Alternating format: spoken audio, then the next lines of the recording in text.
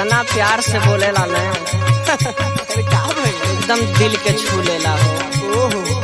सुना सुनाऊ तू ने बलम तोहरी बोलिया,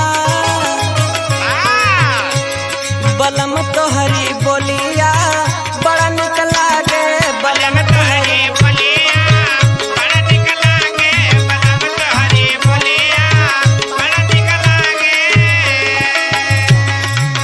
बड़ा निक लागे हो, बड़ा निक लागे, बड़ा निक लागे हो, बड़ा निक लागे, बड़ा निक लागे हो, बड़ा निक लागे।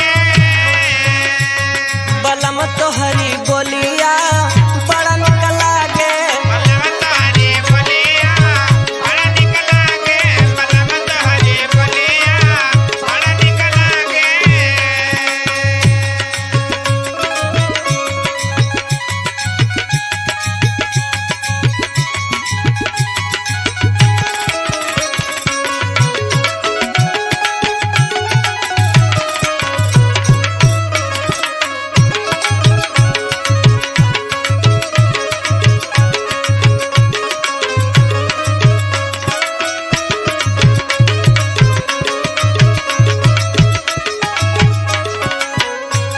अब इतना प्यार से कहूँ क्या बताई।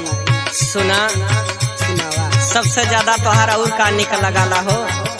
का हीरो के जैसा लागे तोहरी जुल्फिया, तोहरी जुल्फिया, तोहरी जुल्फिया, तोहरी जुल्फिया, तोहरी जुल्फिया।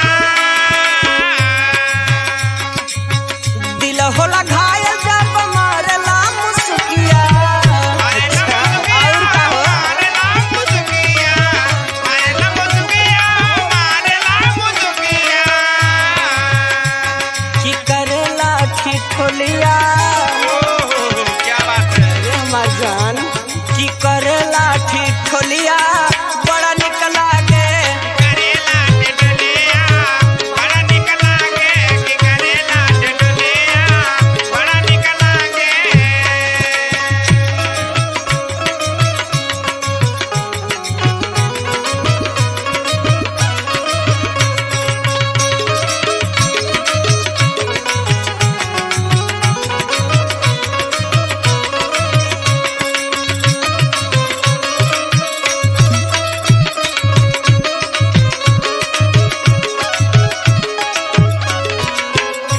एक बात बताई, बोला तू इतना हमें निक लागल ना, कितना निक लगेला हो। मन करेला सकल रही।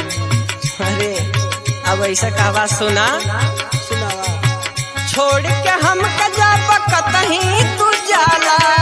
कतहे तो जाला, कतहे तो जाला, कतहे तो जाला, कतहे तो जाला। मिलेला तसल्ली जब बात होई जाला। होई जाला, बात होई जाला, बात होई जाला, बात होई जाला। कहीं जाला ने जब खाली फोनवा पे हलो कह देला ने एकदम तसल्ली मिल जाला जियरा के हो।